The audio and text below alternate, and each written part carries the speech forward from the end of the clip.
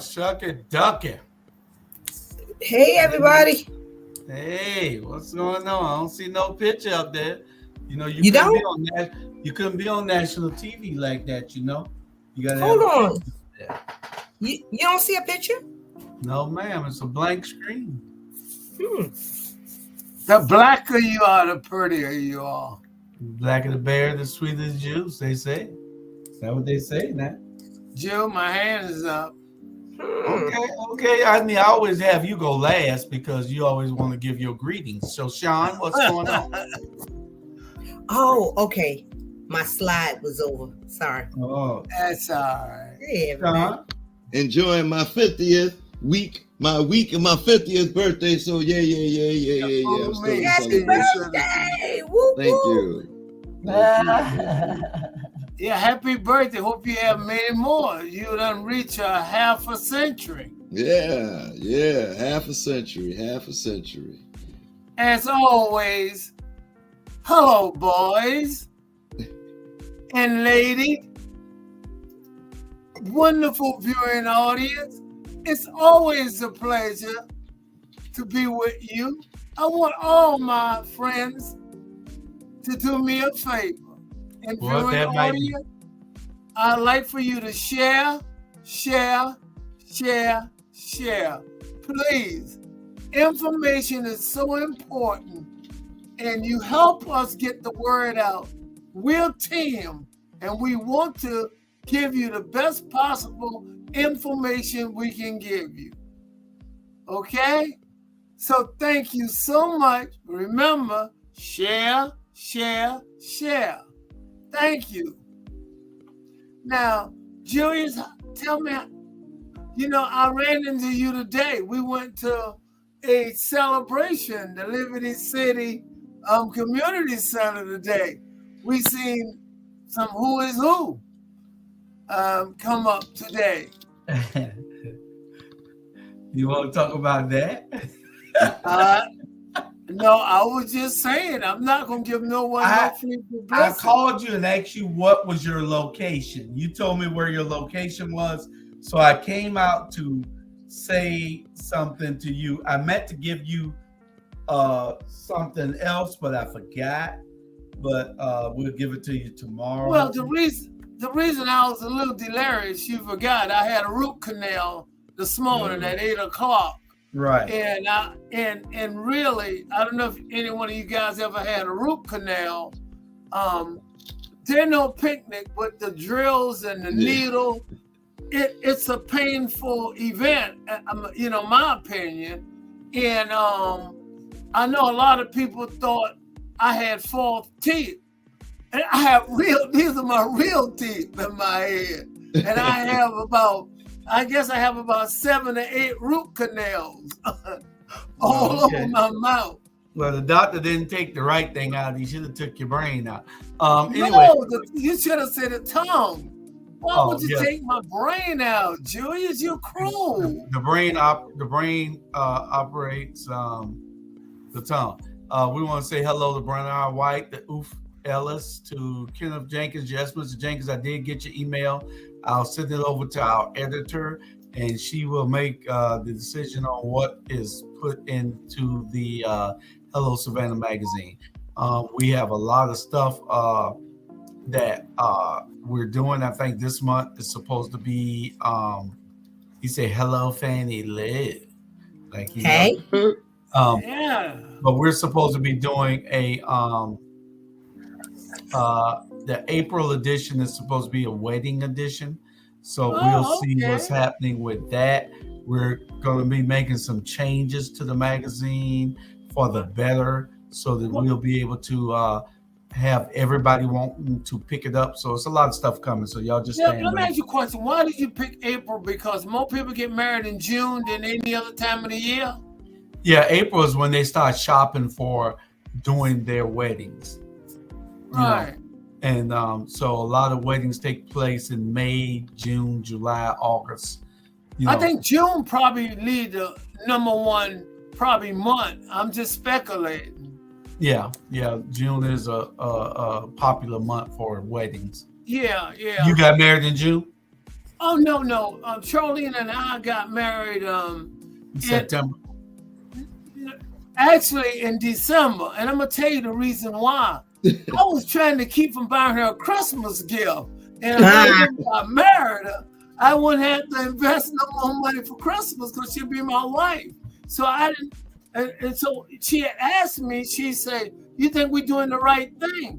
I said, "I already got the hotel key, so I wanted to save money." I wanted to save money. So I said, why don't we just go get married? Oh, Lord. So I save on Christmas and I save on the hotel room. Lord. The hotel room, what, $1.50? No, at that time. No, it wasn't. No. At that time, I think I paid, what she'd give me $2 towards it. I think I paid $17. Woo! Oh, Lord. And ask if she got some sleep. She got about 8 hours of sleep because I was asleep after about 30. Well, yeah, I was asleep about 30 minutes. That's too much information. Fannie Lou. That's too much information. Fannie Lou. Yes, sir. How you doing? Man, it's so much going on. I've been really, really busy with this promotion, y'all. But it's so much going on in Houston. Did y'all hear about this 25-year-old guy? He picked his daughter up from the school, from her daycare, 2 years old.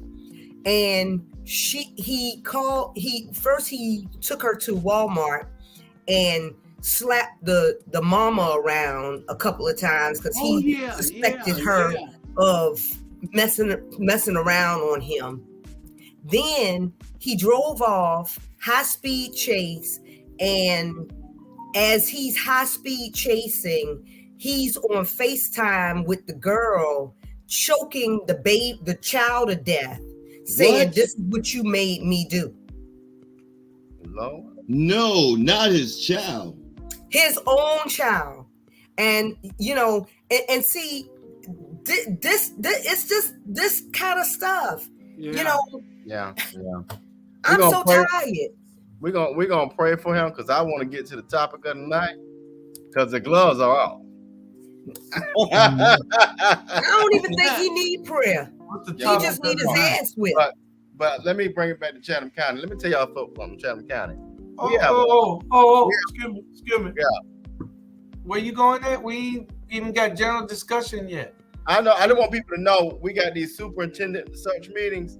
Don't let these folks pick your superintendent and get mad because you ain't showing up to the feedback sessions. That's where I'm coming from. That's why I'm late. Okay. So we got to start participating because what we like to do is complain on the back end when these people give folks have given us opportunities to participate. So nobody showed? Huh? Nobody showed up? Maybe about 20, 30 people. That beach auditorium should have been packed, but I'm not going to digress because we got to move on. Because Charlie and Sean will be talking about all kind of foolishness.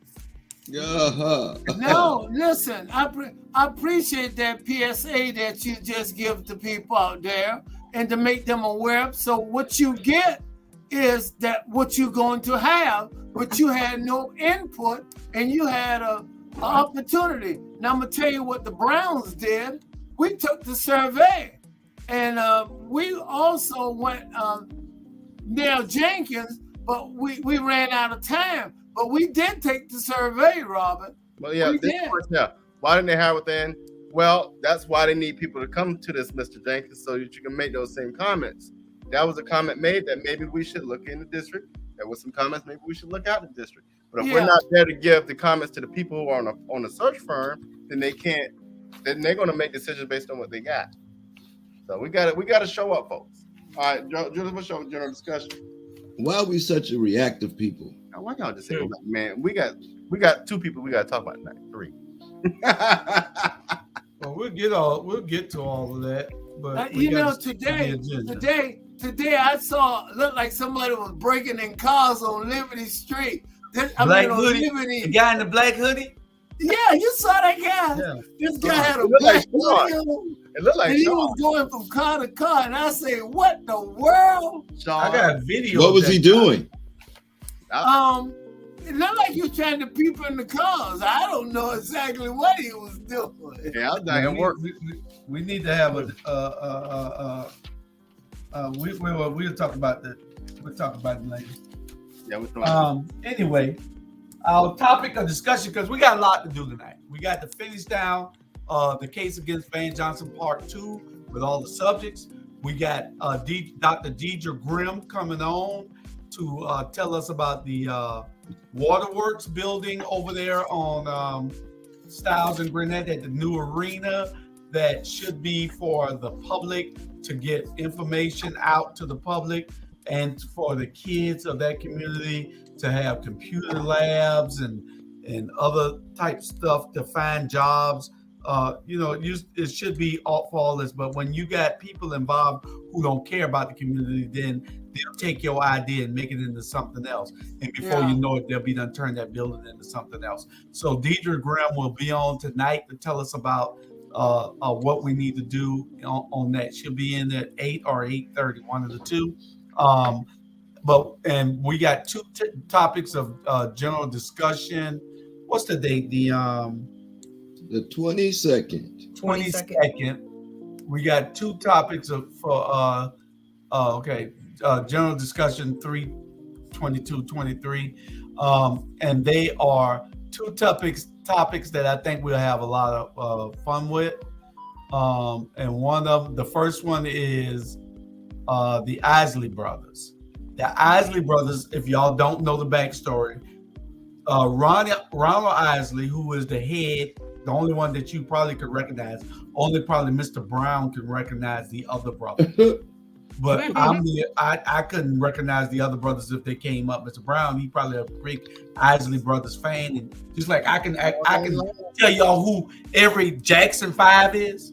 Mr. Brown can tell y'all who every Isley brother. You especially one named Rudolph.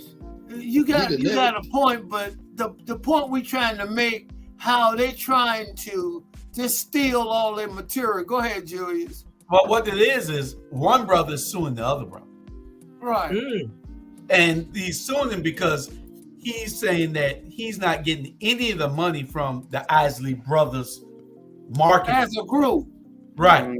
He said that Ronald is stealing all the money. and not giving him anything. And since the other brother died, it was a 3-way split, but now it's a 2-way split, and Ronald isn't giving him anything.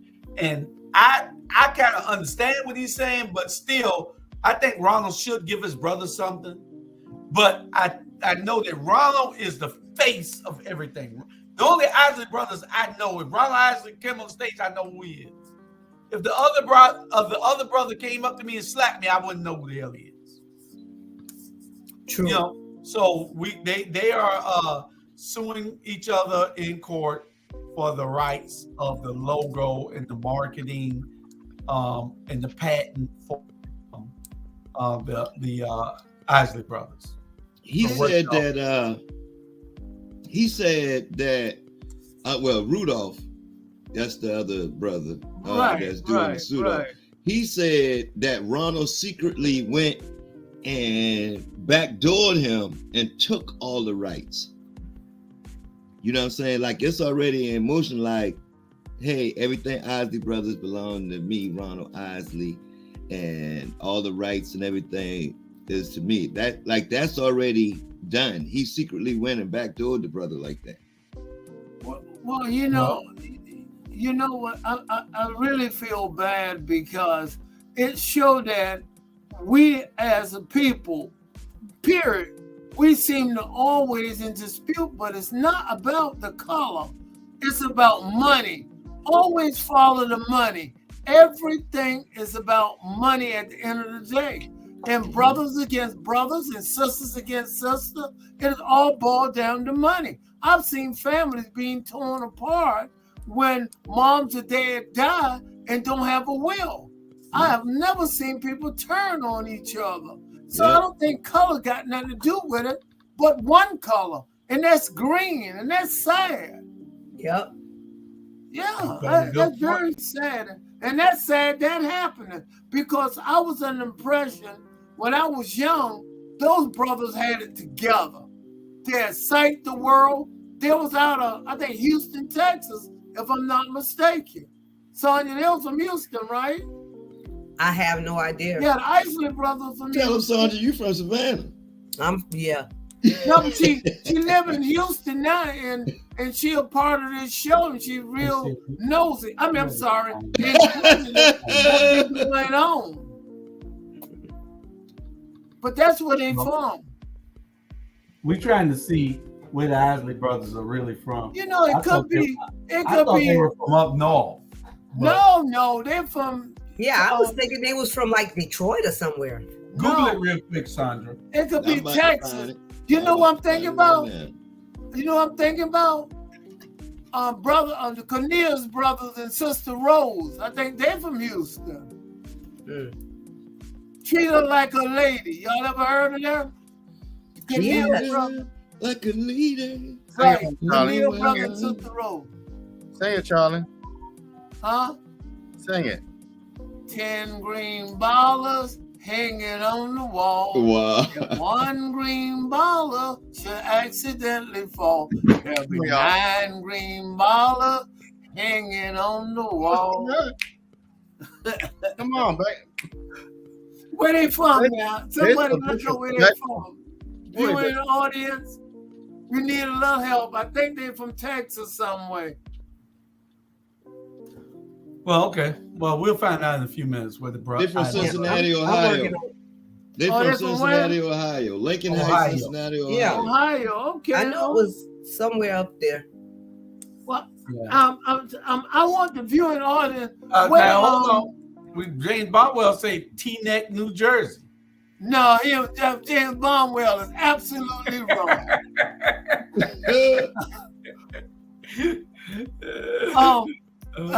Julian, ask someone to look up where the Cornelius brothers and Sister Rose. I think they're from Texas. Hey, Ronald Jenkins. Kenneth Jenkins is doing a darn good job of researching and putting up real fast. Well, Kenneth, you might want to talk to Mr. Charlie Brown about being our researcher. Oh yeah, okay. And we just want to say hello to Kenneth Jenkins, and we will say hello to James Bondwell, Tawana, Golden, Oof Ellis, Bernard White. Hello to all y'all, and we appreciate And y'all please watching. tell them to share, Julie. Share. We need their input. We need your input, their input. We want to have the #1 show on the Black Media Network. That's correct. Well, I still want to know where the Cornelius brothers and Sister Rose from. Treat Her Like a Lady. Have you ever heard of them, Julia? Treat Her Like a Lady. Right. And that's their sister, Sister Rose. Okay. Yeah, I'm not making that up. Okay. Well, Kenneth would probably tell us in a few minutes where the Cornelius brothers and Sister Rose is from. Archibald and the Drell. They're from Houston, Texas. All right. Now here you go. He said the Isley Brothers are an American family musical group originally from Cincinnati, Ohio, that began as a vocal trio consisting of brothers Old Kelly, older one died, I think. Rudolph and Ronald in the 1950s. Lord, I wasn't even born. That's why I said Charlie would know. I wouldn't. I wasn't even Julian, I was not born the same time in 1950. Do me a favor, come on. Ronald Isley, it's amazing that 70 years later, this guy is still relevant. 70 years later, he's still singing and making music. Wow. Hey, Uncle Sean, happy birthday, happy 50th birthday. I know you forgot those 20 years that you was in a coma, but everything the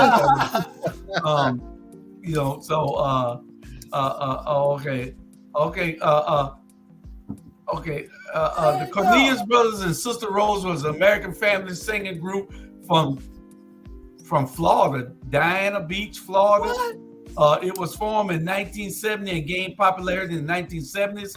It was composed of siblings Carter Cornelius, Eddie Cornelius, I remember Eddie, and Rose Cornelius, who were joined by Sister Billy Joe Cornelius in 1972. Cleveland Barrett, a childhood friend and an original member of the group, was killed in a car accident before their chart success. Wow, I did not know they were from Florida. Hey, see, you hired Kenny already, Charlie. That is great. Yeah. What kind of information he cutting and pasting and giving to us? That is awesome. I'm Appreciate totally impressed. If you can make it a little shorter next time, because see that covered all their faces. See, if it's like this right here, I can put it up there. If it's this right here, that cover their faces. And we don't want to cover those two guys at the bottom. Anyway. Yeah. Well, anyway, we know all about the Isley Brothers. It's a terrible thing. I'm gonna have the last word on it, unless somebody didn't have a word on it. No, you're fine. Go ahead. This is show business, and sometimes you get into these things. Sometimes these things happen. There's nothing you can do about it. One brother is doing all the work, and the other brother's on the sideline. I mean, you should benefit to some degree, but you can't get 50-50 split if you ain't doing nothing. How you gonna look to benefit from somebody who's kept you relevant for the last 40 years? Y'all been out of whack for 40 years. So Ronald has been keeping y'all alive for 40 years, and now you want half of the proceeds when you should really be getting about 20. It's actually closer to 50 years, because if you do the math, because I've been out of high school over 50 years, and that was back in 69. You look pretty good for being out of high school for 50 years. What you say, Brother Sean? Go ahead, Pat. See, Charlie, you made the man forget his thoughts. We're going to go on Eric Mays. This is my man. I sent a memo to Chris, but Chris didn't get it to download Eric Mays. Have all y'all know about? I know Ronald knows about him. Charlie knows about him. Do you know about him, Uncle Sean?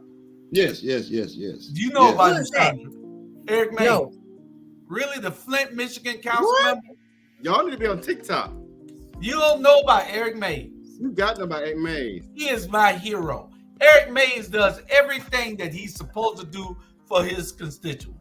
I mean, I'm gonna say this, and then Charlie is direct opposite of what I think. Roller. That's Eric Mays right there. Show him again. Show him again, Robert. Oh, no, he went with that. I put it up again. Hold on. Show him again. Eric Mays is a American hero to me because he don't let you get away with nothing. He don't have no tact. He don't have no decorum. He wants it to be business. That's Eric Mays right there on Robert's screen. He is a council person. If you don't know him, look up Eric Mays. He's a council person out of Flint, Michigan. He don't play the radio with no damn body. No, he don't. Especially Becky's. Well, he don't play the music. Well, my concern. Go ahead, Jew. I'm sorry. Go ahead. I'll look him up, and then y'all can get back with us with your comments and everything. But I know that Charlie has a different perspective. Yeah. So give it to us, Charlie. Well, my concern with him, he does represent his constituent, but the problem is his tact. He talked in and out of Robert's rule. You have to abide by Robert's rule. And what he does, he be on the money, but he be out of turn, and they shut him down because he don't be in Robert's rule. That's his problem. If he can control his mouth, he can be a lot effective, but still have that same passion.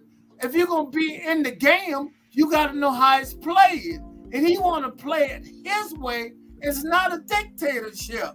You still have to use some sort of decorum for Robert's rule to make it work. And the reason you like him, Jew, is because you're a rebel without a cause. And you do the same thing. Well, I'm a rebel with a cause. Go ahead. I'm a rebel with a cause. Okay, I'll take it back. All right? I had the flow. Perfect example. You jumped the track on me. And that's what he does. But I didn't take over. All I said was, I'm a rebel. But he do take up. Point of order. Point of order. Point of order. Point of information. You know, you run the council, so you won't know what my point of information is? I am just telling you. He said just a week before he's scheduled to face a jury trial for disorderly conduct, City Council Eric Mays has been removed from another meeting for being disruptive. If he's disruptive because he cares. He's not being disruptive just because he wants to be. Go ahead, Charlie. What you saying before these other people? I'm saying we're gonna let others get involved, but I'm saying the man could be really effective and get more done if he stay within Robert's rule. That's all I'm saying. Get his point. He don't tell people, shut up. Don't you tell me to stop talking. I'm out of order, point of order. No point of order me. Nothing. I represent my constituent, not you. I don't have to answer to you. If I may, you go right ahead. I see both sides of it. And I'm on I see the both. I agree that you there's decency and order, as we see in the church. But when you're in Flint, Michigan, and you see your people being poisoned, and when you see your people being disenfranchised, when you see your people getting killed, when you see your people have their knee on the neck, you throw that decorum shit out the window. And excuse my language, because there's a lot. I get the passion he carries, and sometimes when you can't get people to reason with you, when you can't get people to take their knee off of your constituents' necks, you got to do it by any means necessary. So I see both sides of it. Mm-hmm. Isn't that one of the issues that y'all are having down in Savannah? Ooh, great segue, Sean. Isn't that, I mean, maybe if they were more like him, then their voices will be heard on the floor. I'm just saying, that's like sometimes sometimes you can catch, you know, the more flies with honey than vinegar. Sometimes, hey, just squash just squash them, period.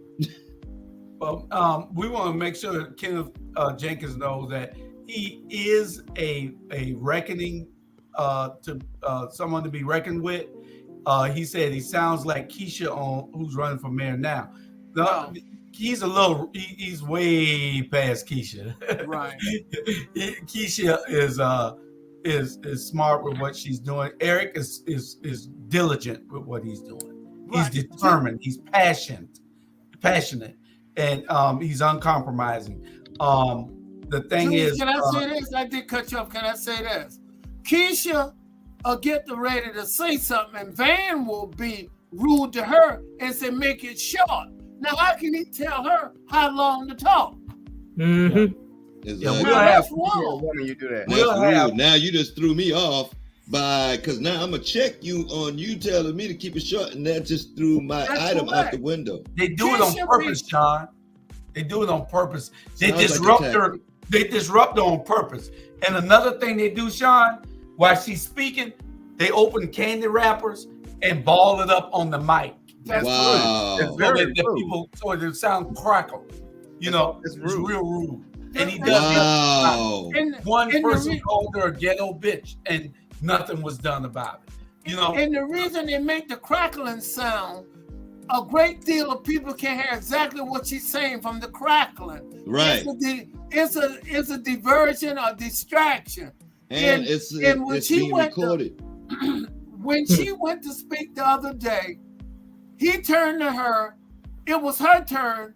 She didn't interrupt anyone, not him or no one. And when she got ready to say something, he said, make it short and sweet.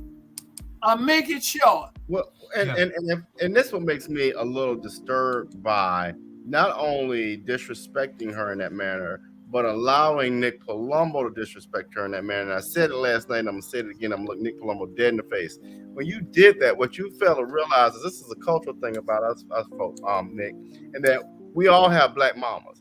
And when you did that to that woman, you did it to all our black mamas. And so help me God, I'm going to make godly sure that you're not reelected. Because you will never dare disrespect a black woman while I'm a breathing. And that's one thing that Deidre and that mayor couldn't tell you. But I'll tell you, because I ain't scared of you.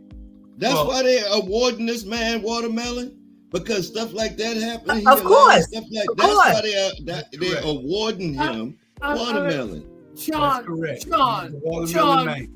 Sean, you might be 50 years old, and most people know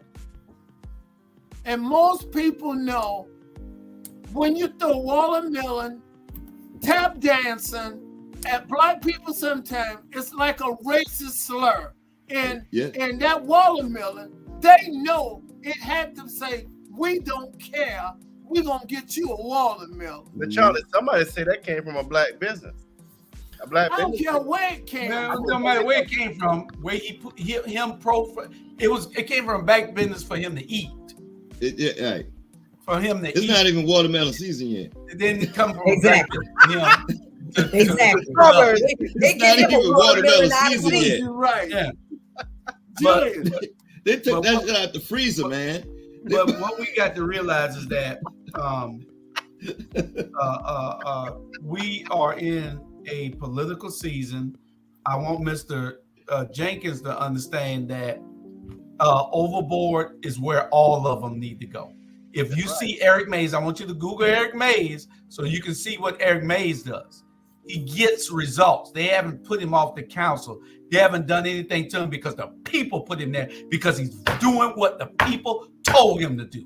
Keisha is doing what the people have asked her to do. Bernetta is doing what the people have asked her to do. Alicia is doing what the people have asked her to do. So we need council people to go overboard. We don't need no rubber stamps just there doing what the mayor asked them to do, because the mayor has sold us out. I will give you another instance. You guys, what do Charlie Brown always say? And I say it now. When people fail, they fail for two reasons. Lack of information and lack of knowledge. Now listen to me now. Keisha was confronting them about a truck that for $250,000 or $275,000. And she was saying, why do we need this particular truck? She didn't say, don't get it. She wanted to know why. And they cut her up and cut her down. And she's trying to protect your money. Correct. Look around your city. Open your eyes up. But what? Look You're at not a part of what's going on, and you're not holding him accountable. No one. She is trying to hold him accountable. She don't want to be mayor. The reason she decided she could not take it after she saw what was happening to all the black people in the community. Look down Montgomery Street. Look on River Street. Well, look on Indian Street. People, wake up. He spent $20 million on brick on Broughton Street, and we don't need Broughton Street to have bricks. Do it like we did Waters Avenue. Put in some lights and put in some disability sidewalks. Well, let me bring something to y'all attention that dawned on me today. We will sit here and we gonna pop her hand. And this is black folk. Black folk is offended gonna pop her hand for calling Watermelon a racist. We're gonna pop her on the hand for being a bad girl, but you let them call that man, call her a ghetto black bee, and not now black person gonna say nothing about it. Come on, folk. Come on. We gonna sit here and let our children die in the streets, not have things to make them equitable, not have nourishment, but yet we will support a council of black folk going out there and put bricks on Broughton, while Tatumville in the 5th district, while the East Side folk can't even get their pothole filled. And y'all think that's progress? He doing a good job? Y'all crazy. Y'all crazy as all get out. And Robert, and you know what's sad? I keep going back to people just don't know the information. We got people in a get you then. They still got dirt roads. They're no dying. Street lights over there, and you're gonna put $20 million in brick on Broad Street? Who cares about dirt roads? They're dying because you got a cancer-driven company in the middle of the neighborhood giving them cancer daily. I'm saying it's something wrong with this picture. You're not saying going to city council and say, why are we putting $20 million for tourists? We didn't have to do that to Broughton Street. Matter of fact, what's that funny word y'all like to use? Tabasco. It's messed up. If you make a right turn, you can tear your car downtown. Go drive down there and tell me if it's worth $22 million worth of bricks. No, it's not. Not when my people, like you said, in Ogeechiton, which ain't even, that's District 1. But when you got black folk dying because you got a leadership that don't care about a plant that's right there in their neighborhood, killing them right. daily. And you don't even go over to see the problem because you got a house out in Pula. Now that's where yesterday, that's why I said the gloves are off. When I have been in meetings, I have been in conversations where I have been, and the other night, I was in a meeting where an alderwoman for this district lied to them people in their face and told a man who has an autistic child that you have adequate sidewalks in your neighborhood. Well, stupid, guess what? They're not ADA compliant. How about that? Wow. And that's what made me say the gloves are off. And I know a lot of people may not like it, but I don't care. It's not about me. It's about the folks in this community that are dying. And guess what? If you that stupid enough to spit in the face of your ancestors and to spit in the face of your elders, and we ain't need to be around each other anyway. Well, being that you said that it's a council person that's doing something, you need to be more direct with the people and tell them what council person. Oh, it's a scholarship, man. She said they lied to them folk in Tatumville. Okay, well, tell them that. Don't leave them with a mystery so they can guess. Well, I They tell need you to that. know who you're talking about. This show is all about knowing who you're talking about. As a matter of fact, Fannie, I had to call Fannie Lou. Fannie Lou was in there. I had to call Fannie Lou. I was so pissed off, man. People, and again, if you know my background, if you know anything about me, you know I've been very political, and a lot of individuals in office that I helped put in office. Dr. Tanya Howard Hall in the 8th District School, I helped spare her campaign when she first ran. She will tell you that. I can give you a little history, but the key is that when you see me come out of retirement, I told Sonia Jackson, the tax commissioner, I say, I'm not planning to do no more election after you. Julius and I helped ran her campaign for her, and she won the tax commissioner. I'm not trying to brag, I'm trying to make a point. When you see Charlie Brown come out of retirement and come back, because I saw what was happening along Montgomery Street, Broughton Street. Look at West Savannah, like a third world country. It looked like that 40 years ago. Not that much have changed. And you got people gonna sit and tell me, oh, he's doing a great job. Yeah, I compliment him doing covert 19, whatever they call that, the hot mess we had. He did do a good job. I compliment him on that. But he have hurt the black community. I'm calling it for what it is. Look around you. Drive through the black community. Look at the construction. I'm not saying that his job is to give blacks construction job, but it started at the top. They watch him and they don't care. They say he don't care, we ain't gonna care. Well, here's the thing, Charlie, and if you watch council meetings as I do, you will hear Alicia Miller Blakely ask the city manager, why is it that the same contractor always gets these bids? And we talked about this last night on Alicia's show. Deidre Grimm and I think me and Deidre are brother and sister for real. But if you look in the city of Atlanta, Deidre wrote this down so beautifully. If you look at the city of Atlanta over 20 years, go to Metropolitan, the report that's put out by the Metropolitan Planning Commission. If you look in the state of Georgia, the city of Savannah had 20 years of black leadership, and what do we have to show for it? During the same time, you look to Atlanta and look at their growth. Same state now.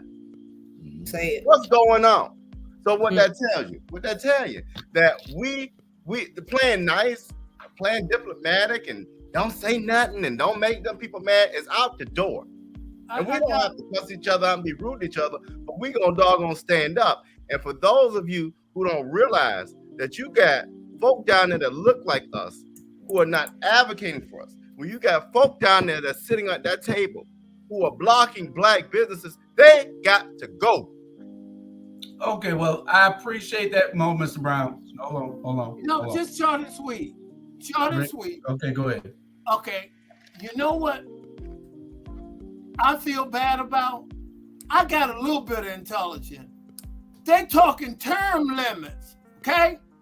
Van is a cheerleader for term limit. Do you realize this will be going on his 24 years if he elected? And Estella is going on 16 years, and now all of a sudden they're saying term limit after they've done the damage? They shouldn't even be talking term limits. And Purdy is going along with it. Who is Curtis Purdy? Well, I feel like it's better to fix the issue than to just say, well, we've been doing this for so long till, this is just how it's been done. No, even though they've been shit for the last 16 and 12 years and 20 years respectfully, it still doesn't mean that they don't need term limits, because they do. No. Well, and society needs to be protected from people like them. You're correct. The voters do need term. The voters are their term limits. We just got to educate the voters. Now, I'm going to address Kenneth again. Kenneth say, bring back that money to Woodsville, Augusta Avenue, and all of West Savannah. That is absolutely correct. And that's where that money, that $22 million that they spent on bricks and downtown on one street, on Broughton Street, one street, that makes up not a lot of the tax base. One street, they spent $22 million. They don't spend $22 million in taxes on Broughton Street. They probably, all the businesses down there together, probably don't even make $22 million. And you spent $22 million on Broughton Street. Hey, Julius. Now, we want that to come back to Woodsville, Augusta Avenue, and West Savannah. But it's going to take all of y'all in Woodsville, Augusta Avenue, and West Savannah getting somebody to come to the polls with you to change out that administration. You got people who are for you, but y'all don't understand they fighting for you. The news press, y'all look at Channel 11 telling you that they all angry black women. But that's what the hell we need. And we need some angry black men to run for council, like that one right there, up in the corner. We want to get rid of that docile Estella Shabazz, who ain't doing nothing, who all she want to do is whisper, hey, black man. You know, she want to whisper to you so nobody can hear what the hell she's saying. We need to get rid of her and put people on the council who going to do what the people ask them to do. There's no reason for Clearview, Bayview, and the rest of this city to look like a junkyard. There's no reason for it to look like a third world country. This stuff got to be done. Top of that, hey, 22 million on Barton. Why can't Weeping Time get $1 million? Exactly. Brother Jamal, I see you on here. Was it something that you wanted to say before we go on? Yes, I just want to say that you all should not be slandering our leadership. Whatever. Get on out of here with that foolishness. We muted him. We muted him. Yeah. Because we not even going to have that tonight where you come in with the foolery and then start getting loud. That's right. We're going to do what is necessary on this to educate the people. No, we shouldn't slander the leadership. We don't have leadership. We're not slandering leadership. We're slandering. We ain't slandering no damn body. We're telling the truth about people. Thank you. There you go. Shit. Yes, okay. And I understand. Jamal is our comedic person on the panel right now until he wants to get serious about subjects that he loves, and he loves his people. But right now, we're gonna tell you. Like Bernard say, I ain't got time to play. When we go to talking about these people, we ain't gonna have nobody come back. You can do it on Run Tell That next Wednesday. But you're right. The truth. They got a new show coming out. My way or your way. We have excellent shows on Run Tell That. We had an excellent show tonight. We're gonna have an excellent show next week too. That's what we did. Have an excellent show. The Gullah Smith. Y'all missed it. Y'all need to go back and watch it. The Gullah Smith. That's Gilbert Walker. He's doing some awesome things. Hello, Diane Dowse Brown, Brown Dowse, and hello, little Charlie Brown. Glad y'all can join us. Dr. Betty Jones. I think she out there somewhere too. Y'all share. We're going to be right back, and we'll get into the case against Van Johnson, and then hopefully Deidre Grimm will come on about 8:30 so that we can talk about the Waterworks building. But we're going to take 30 minutes to go over the last 5 subjects of the case against Van Johnson. We'll be right back. Julius, before we go, Jamal, he should tell about the code enforcement, all them tickets they put on his car, too, on his work van. I saw him complaining about it, and that's not slandering him. That shouldn't have been happening. Do you remember that, sir, Jamal? Oh, and I did you remember? Yes, and I went and addressed it, and that's what I'm saying. Because I just have to sit right here. You were slandering them then too.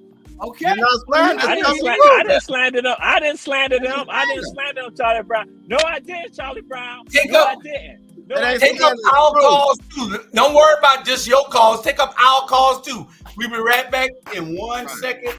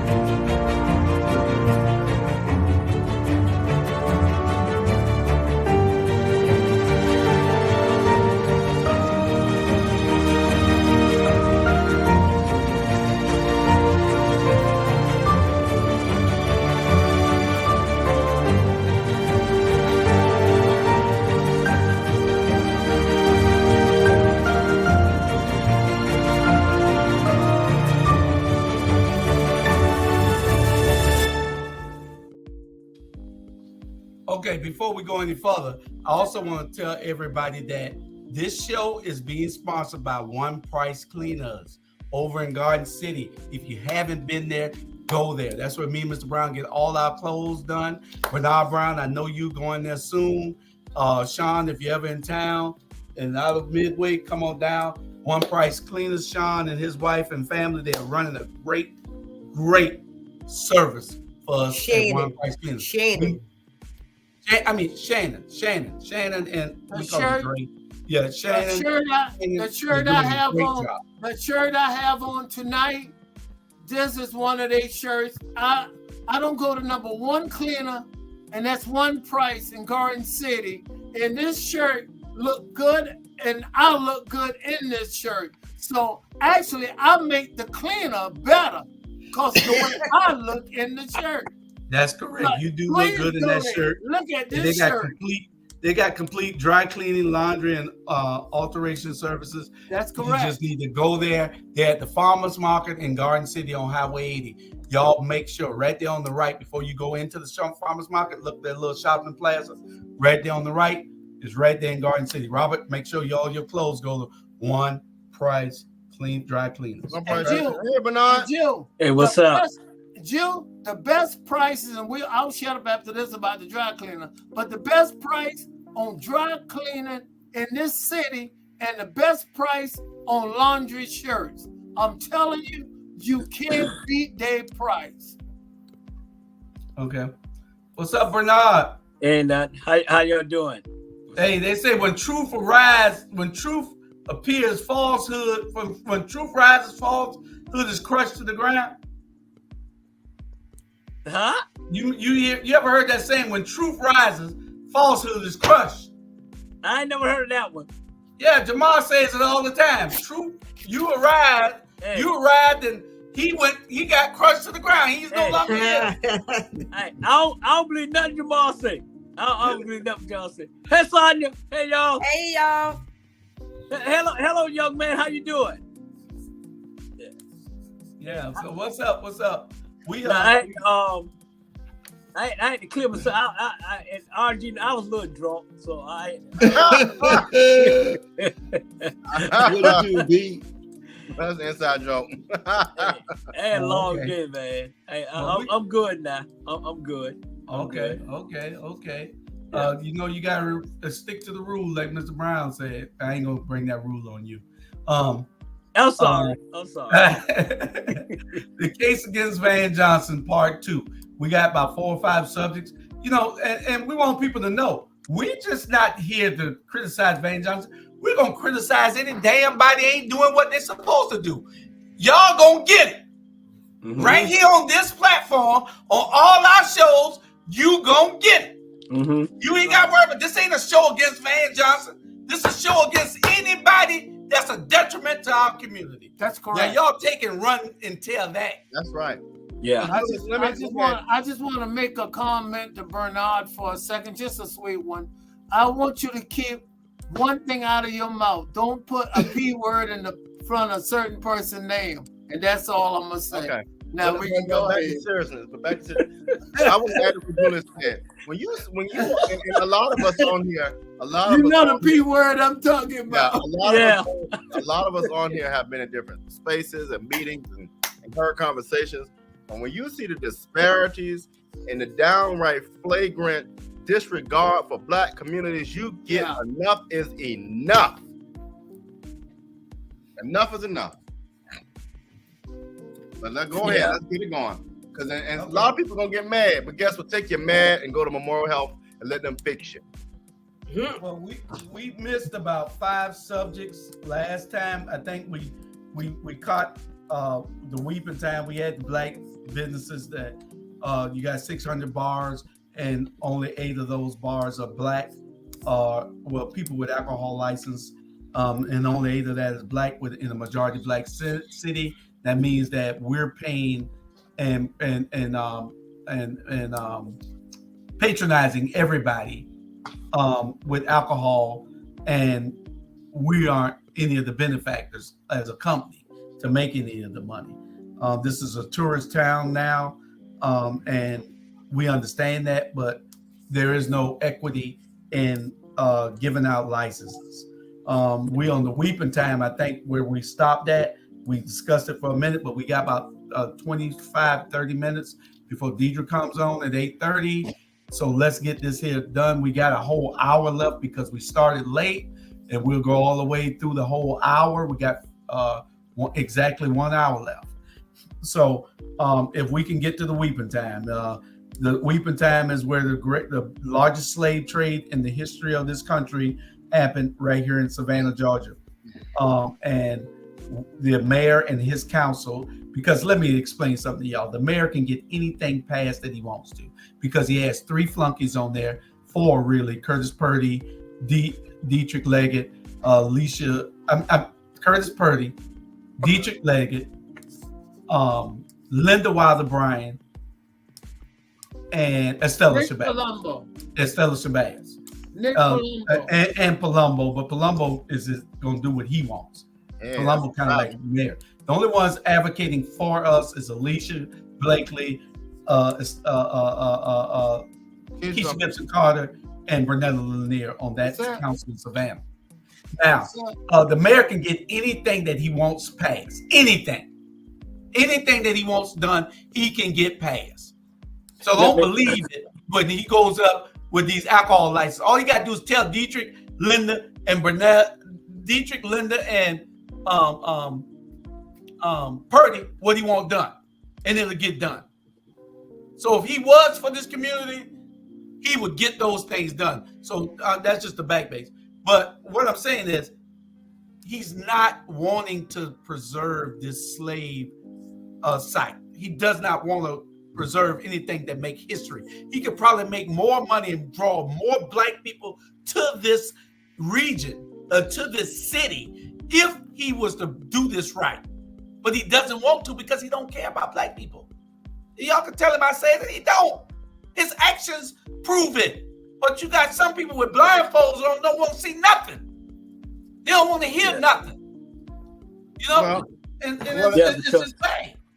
Go ahead, Bernard, because you haven't been on. It's let me tell you something right now. And I'm sending a message to every Savannah person, black person in Savannah. Until y'all get y'all head out y'all ass, period, and see really what's going on. If I've been gone from here for 40 years, and if I come back and been here only for 4 months and I see what's going on, then it's a problem. It's a problem. This man don't care about nobody but himself. And I don't care.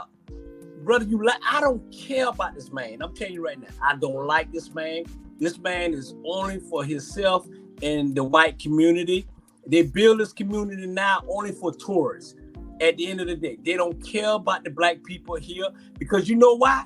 Because the black people don't care about themselves. They accept things just to accept it. And when one thing about the black people here is like if another black person say, oh, it's okay, then everybody says it's okay. They don't want to rattle the fence. They think Alicia and Bernetta and Keisha, they're just wild women just running around trying to make trouble. At the end of the day, y'all got y'all trouble. Y'all made the bed, y'all lie in it. Van, let me tell you what happened. Van got caught up in a lie in his press conference when this white man asked him, he said, during the St. Patrick's Day, this is the least arrest that ever made since they had a St. Patrick's Day. And the white man got up and said, well, I was in a conversation with a couple of high-profile police officers, and they was dictated to say, don't make no arrest. Only arrest to make was DUI, domestic violence, and if somebody disturbing the peace. Other than that, don't make no arrest. If you ain't making no arrest and none of that happened, it's gonna be less. And then he got a nerve to stand up and say, they asked him, said, do you know about it? He said, no, I ain't heard nothing like that. Van is a big ass liar. And I said it. And if you the order probably came from him, Bernard. The order probably came from him. It came from him. He got caught up in this word that he didn't know that white man was gonna ask him that. So he started biting his tongue back. Anybody know when you done got caught up in line, you gonna back your tongue back. And until these black folks down here in Savannah wake up and think it's good, it ain't good. It's terrible. And until you stand up and fight for what's right with y'all's on. And it's a lot of black people's fool, man. They think Van doing the greatest job in American history. That's what they think. Woman, hey, man, woman, y'all wicked. And then I'm telling you right now, and then I'm gonna shut up.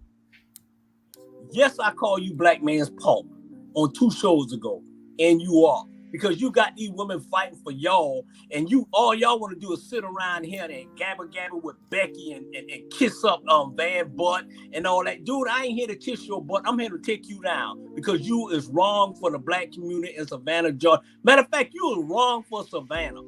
These white folks come in here in the tours, do what they gonna spend, and they going back to other places. Period. You right here making your house look good, but you're really making it look bad because you taking one section of Savannah and turning it into your playground. Mm-hmm. Yep. That's all I got to say. And let me add this. You got an alderwoman over here in the 5th District who sat up in a community meeting, looked at 80-year-old elderly people in the eye and told a bold-faced lie about the fairground. So Estella stands up, y'all. And you know what the first thing I heard mouth on her report was? We got a problem with beavers in Taterville. And I had to look to my constituents. You know who I'm talking about, Charlie. Are you serious? Beavers? When you sat there and shucked and jived, and let me tell you what they did. When Tatumville got through with her line sale, she sat there and told them all, I talked to the city manager, and the city manager report on the fairground was this.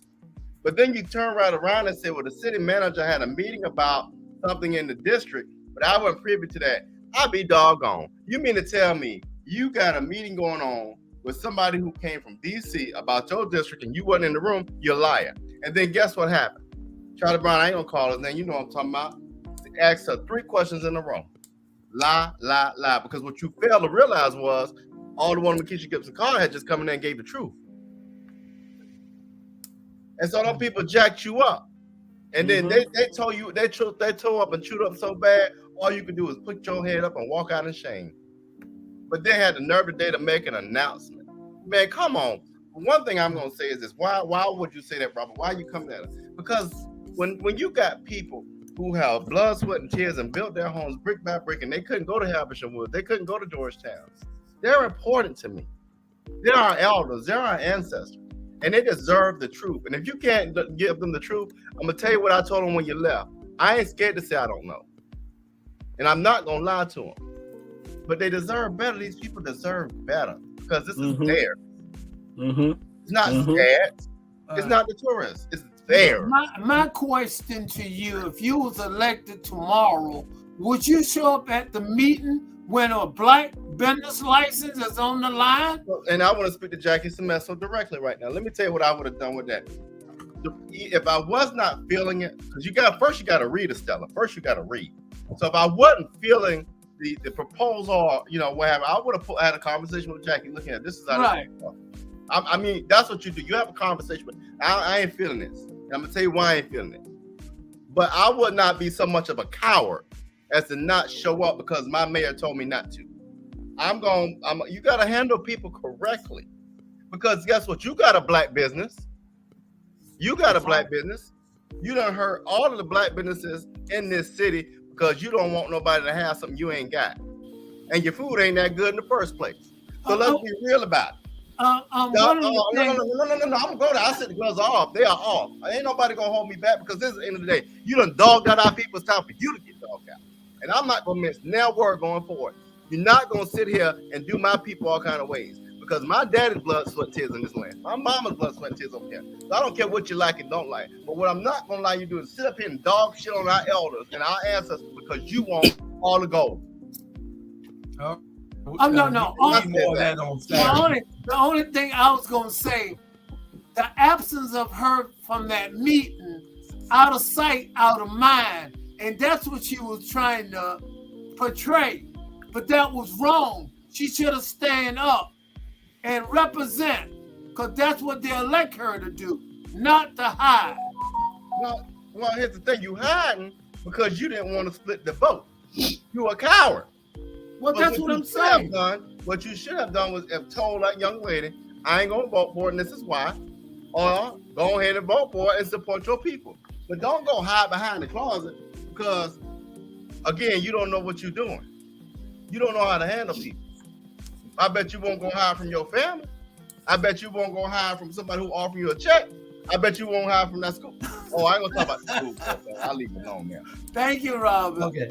Well, there's certain things, and y'all can speak on any of these things since it seems like an open discussion on all these subjects. So I'm gonna just give y'all the subjects and then we can talk about it.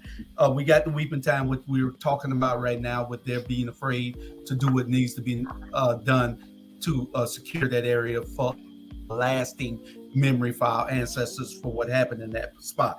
You got crime. Crime took a little slight decrease, but is now back on the rise with a couple of murders lately, shootings everywhere. So you got 8 officer involved shootings in 12 months. You got abuse of resources. The mayor he has his own private security force. You got 3 people that I've seen, a white guy, 2 black people, one guy with a beard, a black woman, and a white guy. And they protect the mayor in a small city like Savannah. They protecting the mayor. This is abuse of resources. What the hell are they thinking about? Why I saw him today while we was over there looking at who was going into this meeting. Van got dropped off, didn't he, Charlie? By a security guard. By a police officer. Crime is on the rise, Van. Why are you using a police officer? You the first one in the history of Savannah to have 3 damn security guards. You don't need none. Ain't nobody looking for you but Bernard.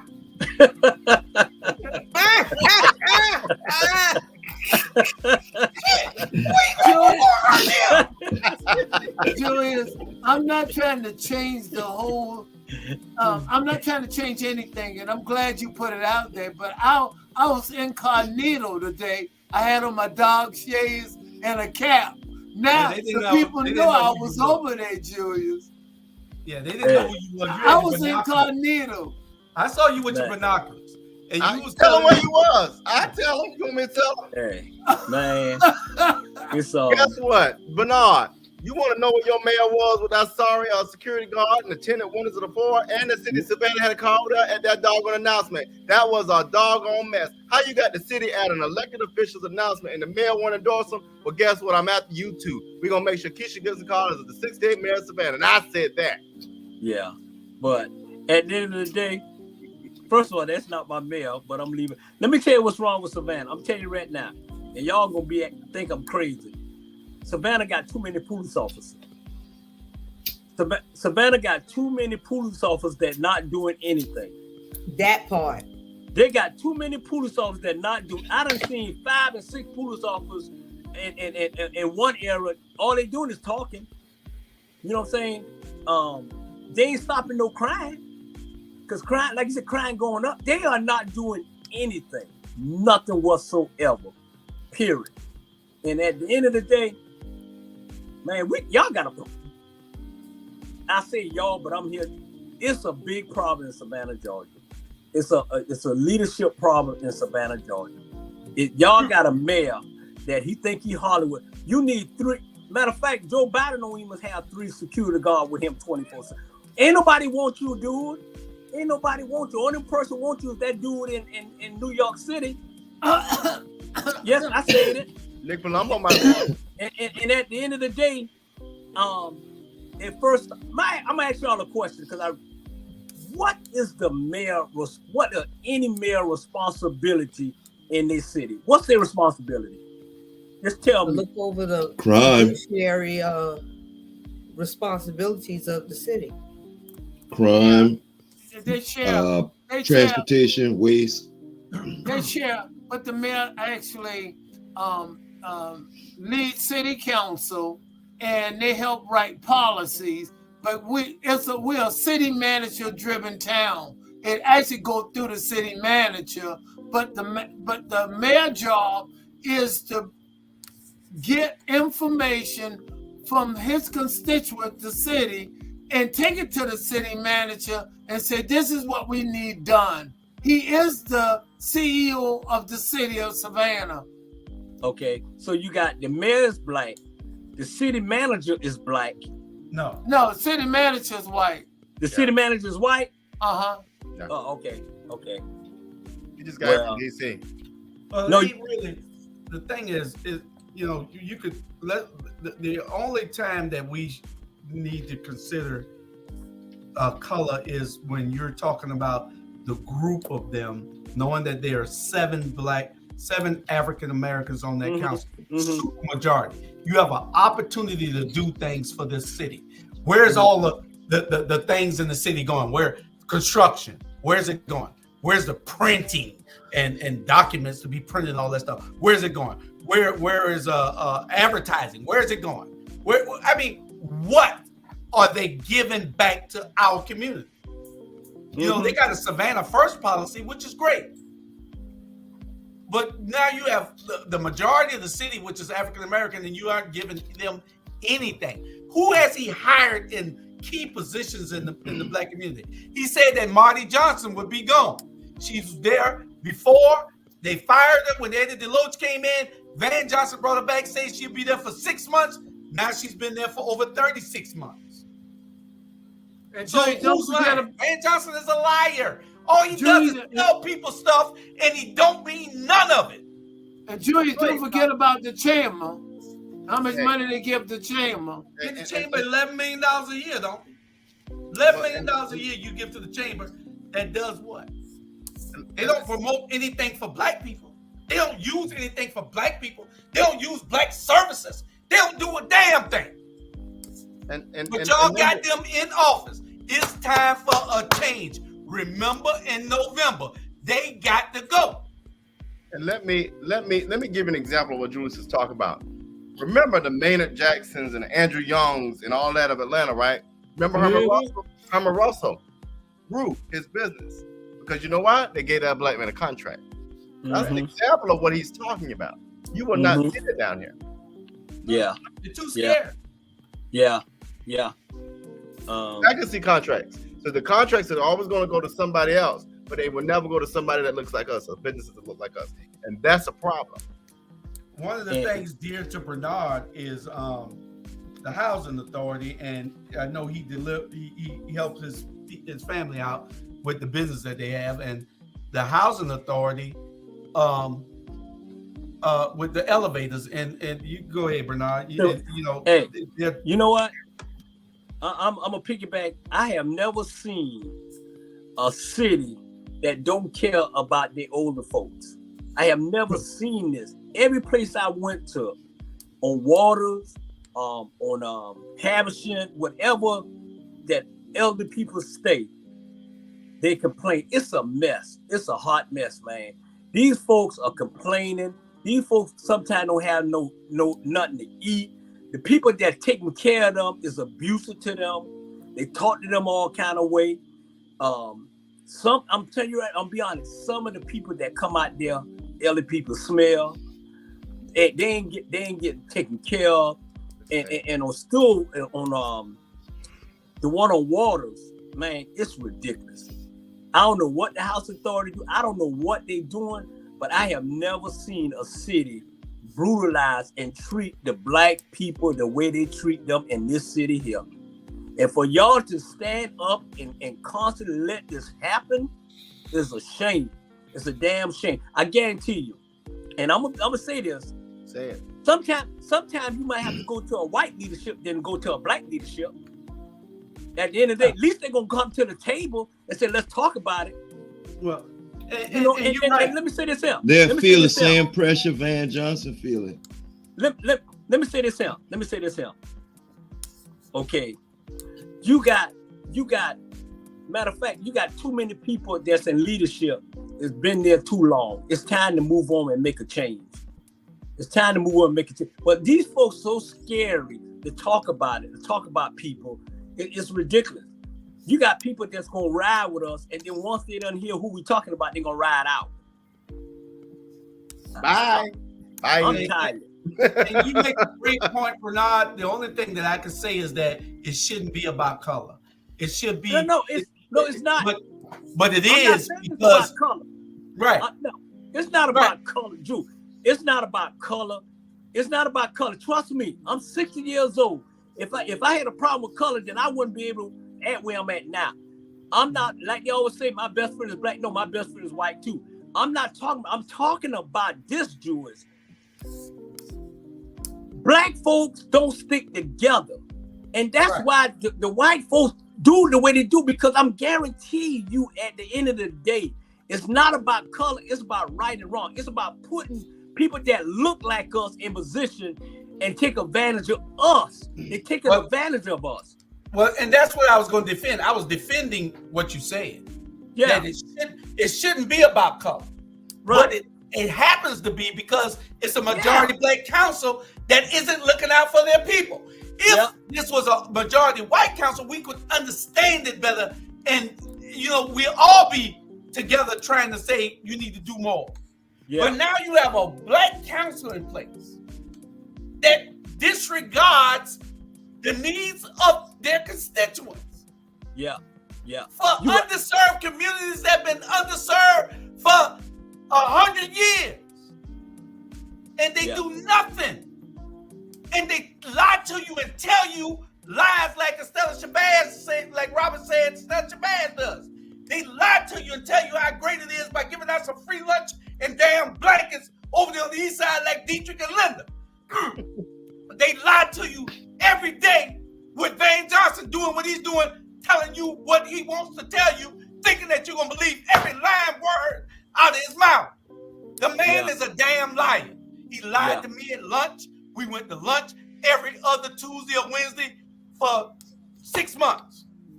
Told me all the great things that he wanted to do. He ain't done that damn one yet. Yeah. That's why I am irate. Well, if you lied to me, Van Johnson. If you can get Fannie Lou, I want Fannie Lou to chime in, because Fannie Lou, and I had to call Fannie Lou and thank her, because Fannie Lou opened that door so that I could lead. And Fannie Lou had a difference, and we had a conversation. And I wanted you to talk about what inspired you to run, because you saw more mess than me.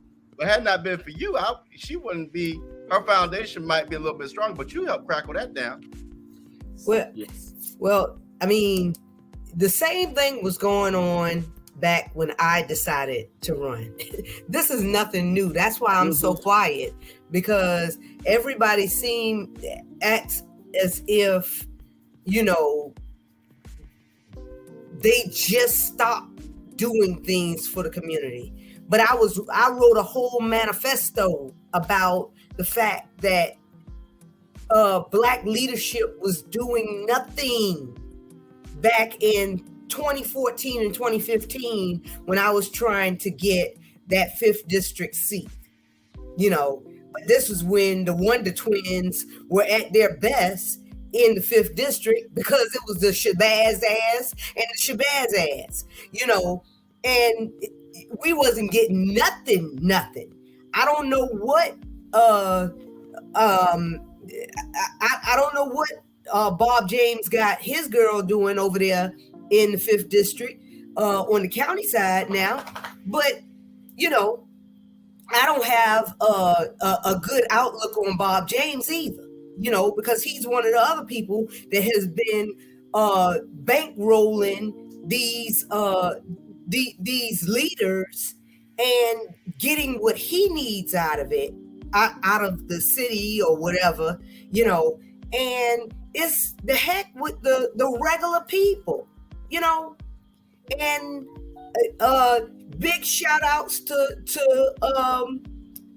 Julius, because I could have gotten that seat and we wouldn't even be talking about all this if Julius went on some type of, madman writing campaign against me. So, but I digress, Well, and that's what I want the people of Savannah to hear. You have this upper echelon of well-to-do, wealthy Black folk who believe that they hold the other gatekeepers to certain spaces and certain seats. But the problem I have with that is, and I grew up in a middle-class home right here in Liberty City, the problem I have with that is you are hurting those on the lower class. You're hurting those in poverty, and you're making poverty greater. last time on Alicia's show, we realized that the city of Savannah is about 56% African American, but of all that 56%, African Americans in the city of Savannah account for 96% of poverty. Mm-hmm. What I need y'all to do, upper echelon, is to stand down, because the people you are supporting are killing us. And now I have a major problem with it. I do. Yeah. You know what? Let me tell y'all something. So, and this happened today. So my business partner that I got, Top Flight Spoker, my business partner is a white guy. He support, we've been business for 8 years. And so he called me today, right? He said, hey, Bernard, I need you to come to North Carolina because I need you to come do this, do this sports show for me. I need you to come. And so I said, I'm down here in Savannah. You know what he told me? He said, you need to leave Savannah. He said, because I hear you talking to, he said, ain't nobody listening at the end of the day. So if they don't want to help themselves, then why you down there trying to help them? You need to come on and let's run our business. And there's a white man say that. Because he sees it too. You know what I'm saying? And so it's not about what color you is. It's about right and wrong. It's about what kind of heart you have to help people. Right.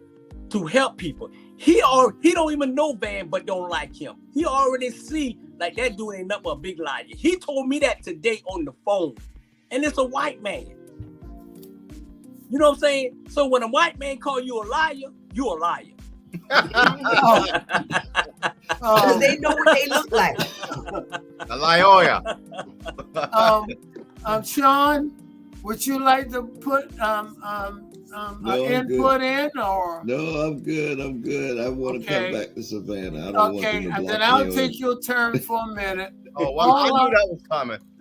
all we trying to do is to educate the viewers because they are confused about what Van and his leadership are doing. It's hurting you guys. Please look and see exactly what's going on. That's all I'm asking you. Again, I'm telling you, you vote for who you wanna, but please look and see what's going on. Like Julius, Bernard, and Robert are saying, and Sonia, and what they're saying. Let me tell you this, Charlie. This is how insensitive this man is to black people. He had something happen about a year ago, and they were asking him where the black task forces. Yeah. And he had task forces for everything, crime, everything, and housing, but all they did was task force. Task force are things that you create to fool the people because they aren't going to do anything and you aren't going to implement what they tell you to implement. So they asked Van Johnson, where is black task force? He said, you don't need a black task force. The black task force we should have a white task force because the white people are the minority. Black people are the majority. Well, damn it, you are exactly right. If you was doing your damn job, we wouldn't need a black task force. Exactly. And if the black people in the city didn't make up more than 80% of the poverty, correct, you wouldn't need a black task force. Oh man. Come on now. Hey man, He never said the words Black Lives Matter ever. Any of y'all ever heard him say it? No, please. He's afraid to because he will be jumped on by the establishment. I want y'all to go back. That's a better word. Go to the March 21st edition last night on Alicia Miller Blakely Show. But we looked at the Metropolitan Planning Organization's booklet, the 2040 plan, and you look at that plan, and they did a racial. It's called a real plan when they looked at racial disparities in the city, and it's stupid and just asinine recommendations that came out of it. But you know who chaired that committee? Who was 2 mayors ago? Otis Johnson. Otis Johnson is the biggest sellout in the history of this city. He went from Negro to man back to Negro. Yeah. Then had the nerve to write a book about black businesses or something. I'm like, you know what? I could just walk by you and just pee on you. Oh, I think I got it. I I can't agree on you guys. Well, we know you wouldn't. No, Don't the reason now I've allowed everyone to talk and I've been very polite. Okay? And all I'm saying is that I worked with Otis Johnson. Otis Johnson's intent was to make a major difference. And when he went in there, he ran up to some obstacles and they voted against him on a lot of stuff. For some reason, he did not have the numbers and a lot probably did not take place. But Otis won't change. And he tried to bring all the black groups together to make these changes. Because I was a part of that. Well, then why did he Otis, show wait a minute. I don't wonder why he showed Otis asked me, can we make a difference by running the Entrepreneur Center?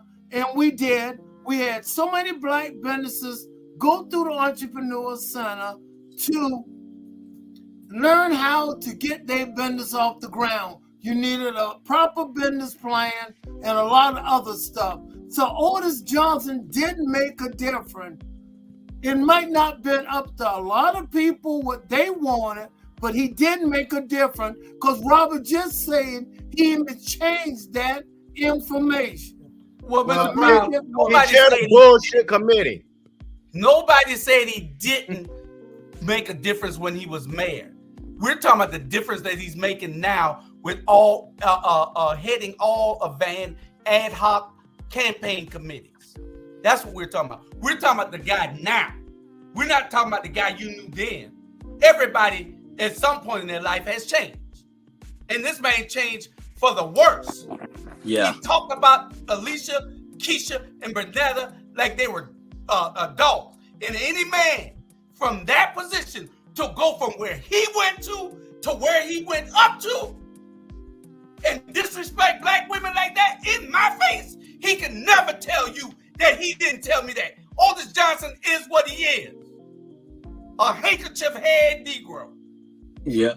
Hey, the best mayor, I'm telling you right now, the best mayor that when I was here, the best mayor I was under was John Recycle. Because you know what? John Recycle was for the people of Savannah. He didn't care what color it is. He had his best friend was the biggest drug dealer in Savannah Ray. That was his best friend. And every time Savannah Ray went to jail on Monday, he got out on Tuesday morning. All you had to do was call Recycle. And y'all know it. You know what I'm saying? Yeah. Say what you want. This guy, man, he was for Savannah, no matter what. So, and that's when he was there, that's when I left. So the rest of these bums y'all talking about, I really don't know.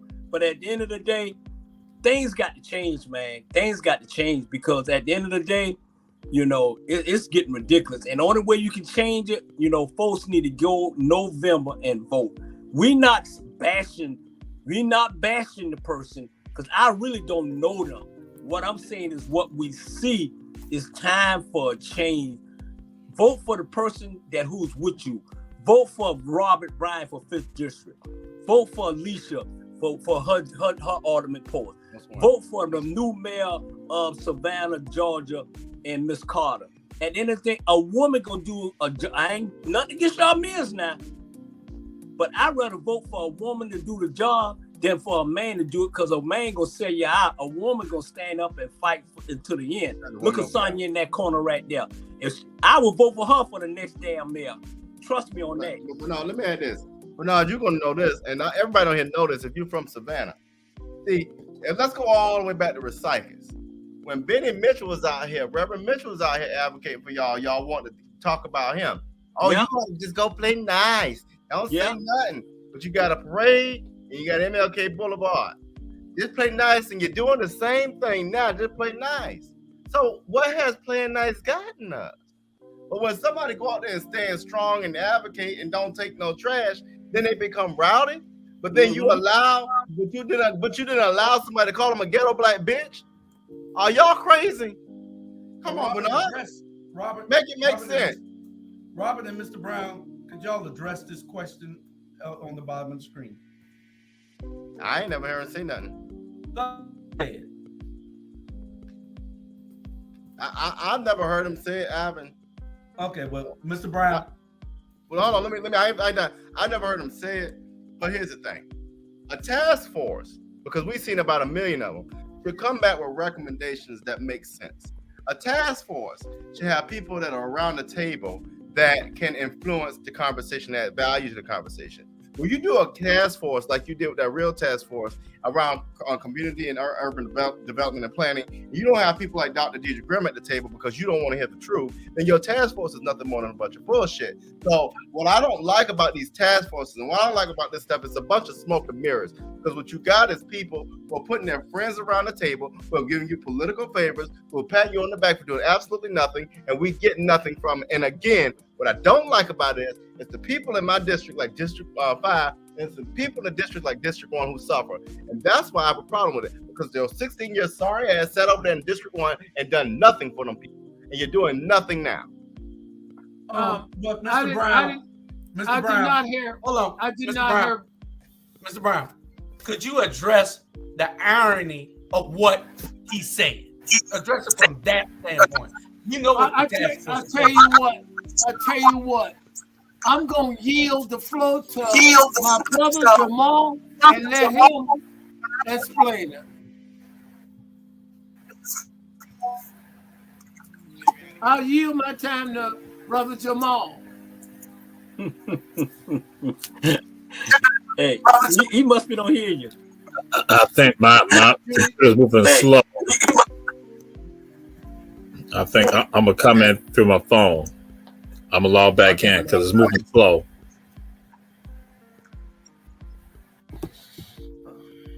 And the reason I yield my time to brother Jamal, because he is so elegant about explaining things, he might do a good job. Hey, is it? You don't have to be an English teacher to explain nothing now. What's right and what's wrong, Mr. Brown?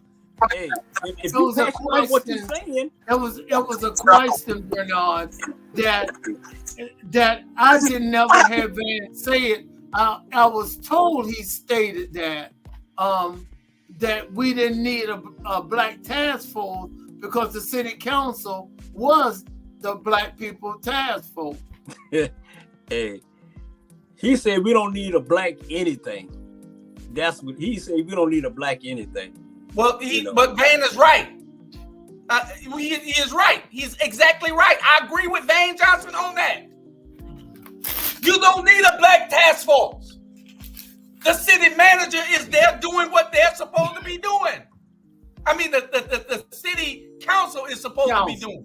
Now, y'all address that while I take this call. But now, what's your thoughts? And I want you to, because I can't hear you. What'd you say? I said, what are your thoughts about it? Because right now, it's gloves off. I think I'm tired of it. Gloves off. So you answer raw, uncut, and unapologetic. Yeah. But you know what? It's a lot of things that I've been saying, and some people don't like what I'm saying, because like I always tell people, I don't have until I'm ready to be a voter. I don't have a actually fight in it, but I do have a fight in it because I came from here. My parents came from here. I see what's going on here. I have never seen a city that got the majority of it is black. Then you got black leadership, and the way they treating these black folks in Savannah is a shame, man. And I'm emotional. I cry. I hear these people crying, but they say they don't have nobody listening to them. And if you go and if you got to go knock on these doors, you got to go to these people places. You got to really and truly listen to what they're trying to say. Don't focus on the people who are already gonna go to the polls and vote for Van.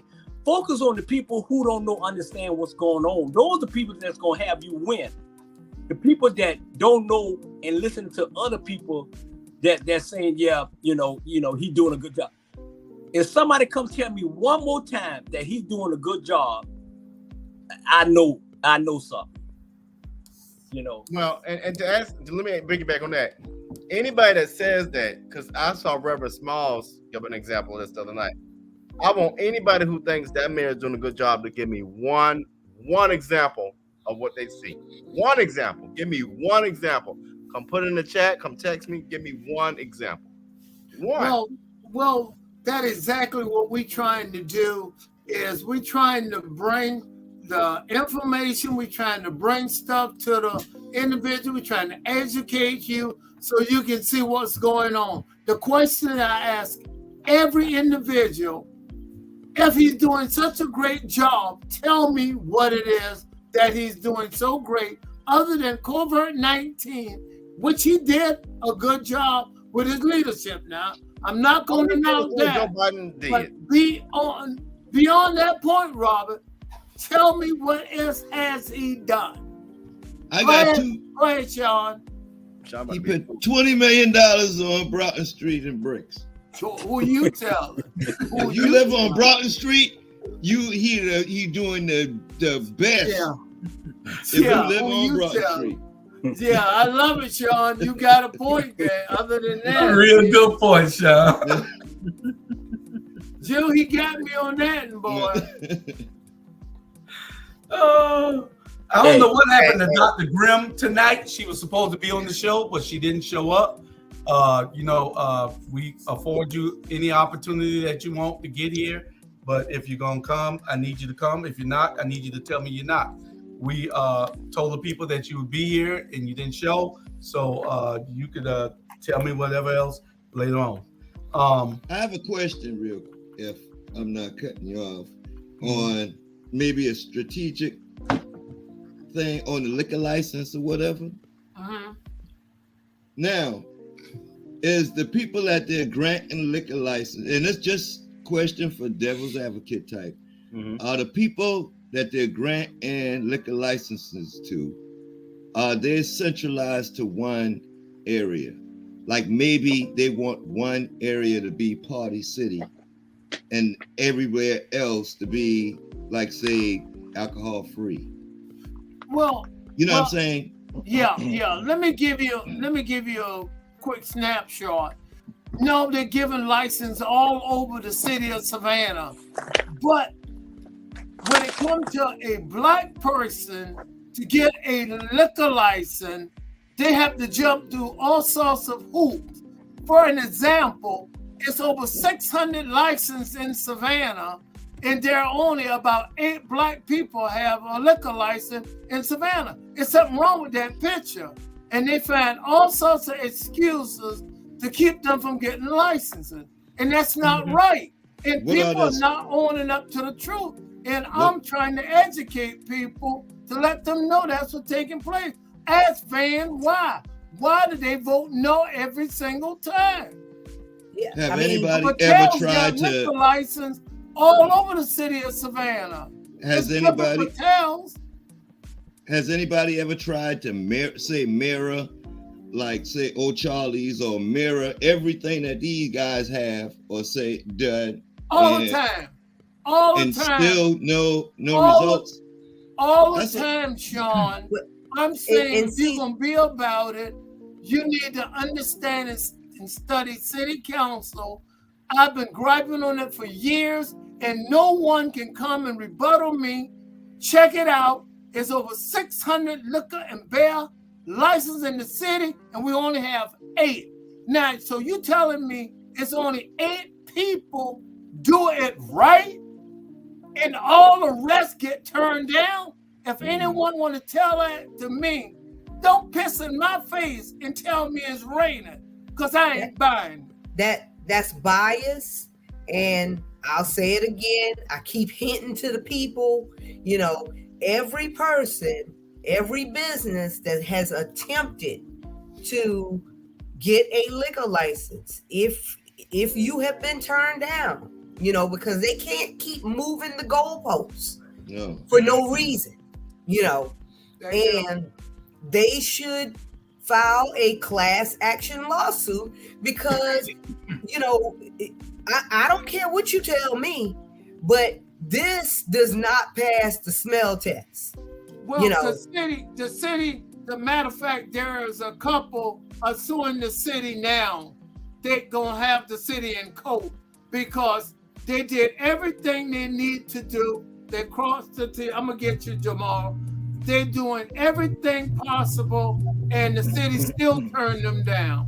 So go ahead, Jamal. And there will possibly be another suit that's going to be filed also by another African-American business owner who also had an issue with regards to the liquor license. One of the things that they have behind, and people need to be aware of, what they're going to say, particularly with regard to African-American communities, they're going to say that sometimes the neighborhood associations are the ones who do not want to have the alcohol establishments there in their communities.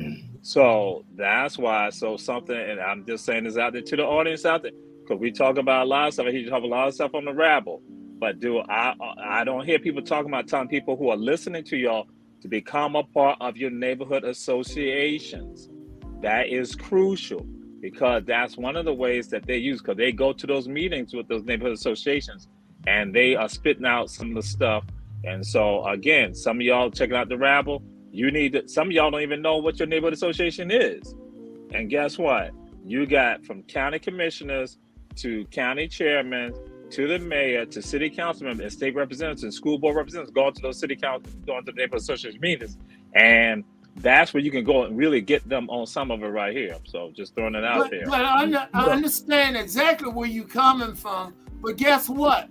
The Patels and others are still being approved. So I guess they're not stepping up when it comes to the Patels, and I can't name some of the others. When it comes to the blacks, they're finding problems. What I'm saying, then blacks have to jump through hoops to try to get their license. So you're telling me it's 600 business licenses in this city, and there are only 8 of them black? There's something wrong with that disparity. That's all I'm saying.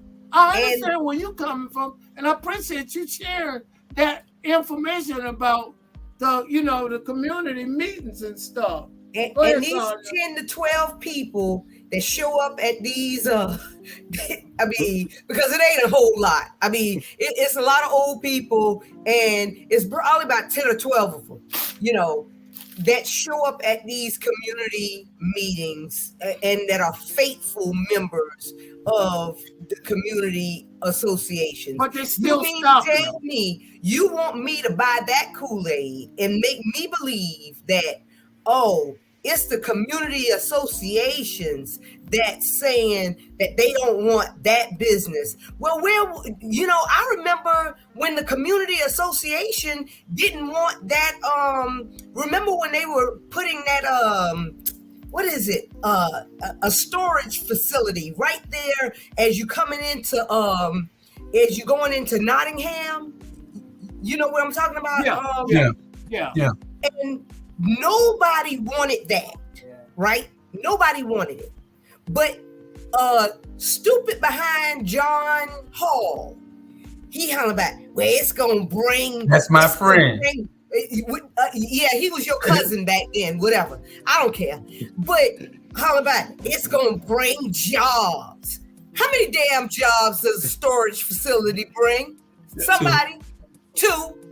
Okay.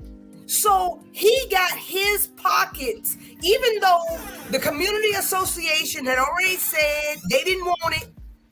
All the people said they didn't want it, but it still made its way out there. You know what's supposed to go there? Affordable houses. And They stopped them from putting affordable houses there. They voted against them. They say it will bring down their property value over there, okay? Selective listening. And be honest with you, those 12 or 14 people will stop licensing, but the question is, why hadn't they stopped the Patel and a lot of the other people? Because the Patels got their I's dotted and their T's crossed. No, I didn't know that the black community had community, meetings, all that. I thought all the community, I thought they went to Port Whitworth and Pooler, No, I thought Liberty City has the biggest one. Liberty City has the biggest, most active one. But I agree with Mr. Brown. If you got 600 and then there's only 8 in the black, You know, that's Come on just now. a bunch of That's BS. so glaring. That's just Jamal, go ahead, come on Jamal. now. Well, and the reason why I put it out there is that is the excuse that has been used. So because now you know that's the excuse that's been used, that's why you now have to go and assess and say, hey, how does it work with everyone? Because with the crew, if y'all, just like y'all talking about this right here, what was one of the issues that Linda used with regards to the crew? It was that she said the neighborhood association did not want it there. So anybody know what neighborhood association that is? That's No. Parkside and all of that. And so who's over at Parkside? That is a predominantly Caucasian neighborhood association. And that again, and that's again, and it goes, and it's not, you know, we talk about the alcohol, but that goes over even with regards to, that's why recreational football is not played at Daffin Park like that anymore. But now here go the deal. Parkside, they did not have a problem with a development being done over there for homes over there. So, but when it came to the alcohol, that was the excuse that was used. See, I tell people, you got to understand about smoke screens. And that's a part of the smoke screen. They go and say that, and I'll say there have been some other elected officials also who some people support who've gone along with that because they say if the council member doesn't want it there, and that's the other thing, if the council member doesn't want it there from that district, they will go along with that. So just saying, hey, and so I'm going to share something with y'all right now because John put something out there. He said that he's Caucasian. He's not here. That's his divided Black community. So I'm going to go back in time and share something with y'all. And some people don't realize this, but I'm going to go back and tell you. We're at the place that's now known as Kim Cafe, but that's when it was the Garden of Eden there. A statement was made. They said that the Black community, what we're experiencing right now is from a divided Black community. And in particular, they named why our community became divided was based on two bankers or a group of bankers who could not get together, who divided up the Black community, had people on various sides. And even today, when you look at some of the politics here, it is tied to that right there. And so West Savannah has an active neighborhood association that do not work on behalf of the people. Woodsville. So some of y'all talking about Woodsville, that again, here go your leadership saying one thing, but the people saying something else. That's why the whole whipping time issue is. So I'm just saying, and basically I'm just be frank and say what they said, we are in the condition that we're in right now, Savannah, because the Qs could not get together. Because what some of y'all know, the Qs had banking, the Alphas had education, then the Kappas had, that's essentially how the community had been. And so when the Qs divided up from Benny R. Mitchell and everybody and Bob Jen, so I'm just going to put the names out there. And that's why I tell you, that's why it is so important for us to know. I can come on and joke and laugh with y'all, but that's why I tell people, other people like Keisha going to say, talk to Jamal. Jamal going to tell you, I'll joke about it because that's what I'm saying. This is the stuff that I have to deal with all the time. And I'm like saying, right now, our Black media need to be the one to not bring the community together. That is essential. So when John McMaster said what he said, I'm like saying, and I'm having a deja vu moment. I had a dream about this right here, that somebody said something like that. And that's why now we got to bring us together because we are dealing with the remnants of people, this elitism who divided up the community, and we still feeding off of them. When I say don't feast off of them, don't feed off of them, create your own new meal. Yeah, and you're right. And people need to understand this here. And I'm going to give, me and Jesus, we see eye to eye, and sometimes we don't. But if y'all Savannah, y'all be a damn fool if y'all can't listen to that young man right there. Because at the end of the day, he giving you the history. He telling you what's going on. And he right. Me and him went to this the Weeping Time. Me and him went to the Weeping Time meeting. Couple remember that? And they said about Woodsville service, and we said the other, they divided. That's exactly what they said. And at the end of the day, we people treat us this way because we allow it. And when we gonna say enough is enough? Stop always listening to the people always say about the ones that quiet, they get things done. And why the ones that quiet ain't gonna get nothing done? They ain't gonna get nothing done. The ones who raising hell and fighting for y'all, and y'all ain't gonna jump on our piggyback and go with us, then y'all gonna be the damn fool left behind. At the end of the day, if you don't think the person like Akeisha and Alicia just stop and listen to what they have to say. Right. It is about you, for you. But you closing them out because there's a snake oil salesman being pretty smooth at putting things in the right centers in the right period. Now, I'm not saying Keisha don't put things in Alicia, but I'm saying what you're hearing, rubbish, and it's not rubbish. You're hearing good stuff because they're fighting for you. She is like a bad refrigerator. Alicia, don't keep nothing. If it's about you or what's going on, she'll let you have it. Well, we got about 3-4 minutes left, and we want to make sure if you start saying something, make it real short. I'm through talking for the night. Thank you for allowing me. Talking to you, I'm talking to the whole panel. No, I'm through talking for the night. Thank you for allowing me to speak. And Sandra, it's good to see you. You look wonderful. I love your hair down. Julia, do something with that nose. And Bernard, it's good to see you with the great looking beard. And Jamal, it's always a pleasure because I know about them tickets and we'll talk about it in private. I'd like to try to get through all of this and be finished with this topic until there's something new. If we don't have we're gonna find out what the deal is with the Waterworks, the building that we want to, because nothing is benefiting us at the Civic Center, the new arena. And John made a comment up here earlier. Does our new arena benefit us? And we need to talk about the Waterworks building because that's the only thing that would be beneficial to us. There's no incentives for us to go and say, come here. He should have had a big auditorium out there. What are those things on Forsyth Park? The amphitheater. The amphitheater. You should have had one of those there so people can come and have. Look all the parking there. It's a great place to go and park and have an event and rent part of the Civic Center where you can have that type of event there. A big event that you can have on the Civic Center parking lot. Plenty of parking. They aren't making any amenities for that community. There's nothing for the West Savannah community at that arena. Nothing. It's overpriced. We can't rent it.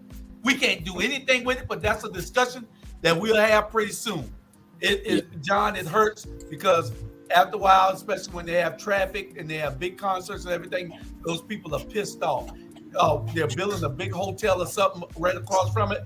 That is the beginning of gentrification. We all know what it is. Once they start doing all these type things, they move a little further and take a little bit more. They move a little further and take a little bit more. That's how gentrification works. So we'll talk about that another time. We want to tell our audience we didn't mean for this to be a local show because we try to talk on broad things all across the country, all the time, all across this country, all across this state. Tonight, we just had so much that was happening locally. We never even discussed Donald Trump. I guess he'll be arrested sometime before Friday, hopefully. And we'll get to that. There's a lot of things going on in the world that we didn't have a chance to talk about. We'll get to those later. This was just too important. We needed to get rid of the case against Van Johnson. And anybody got anything before we leave? Yeah. I'm just telling Savannah people, just wake up and come out in November and make your vote count. Because if not, you're going to deal with 4 more years of what you're dealing with now. All right. Sandra, anybody? Yes, I want to say this. Bernard Brown, I do not appreciate the slander you put on your on my Facebook page about my wife needing her haircut. Bernard Brown, I got you in my sights. I called you last night. You didn't answer the phone. Understand that. You think it's funny, Julius? Dude, you started with me, man. I saw it. Dude, you started with me. I saw you smile. Hey, dude. Yeah, I saw that. Jamal, you started it. You put my picture with the punk behind me. You the one started. So I just, I had to do what I had to do, man. All right, y'all make me have an asthma attack. But maybe have an asthma attack. And your wife need a new haircut. All right, Charlie, anything? He said he was finished. Okay. We love you. Thank y'all for watching. Please share. Go out and vote. Like Kenneth Jenkins said, go out and vote. Yeah. We love you. We appreciate y'all watching. Please share the show. It'll be on again tomorrow sometime. We run it tomorrow and we'll run it Friday. Tune in, share. We love y'all, Savannah. Yeah. Love you, Savannah, Georgia. Peace. I don't know where the outro is, so oh, here it is. Okay, later.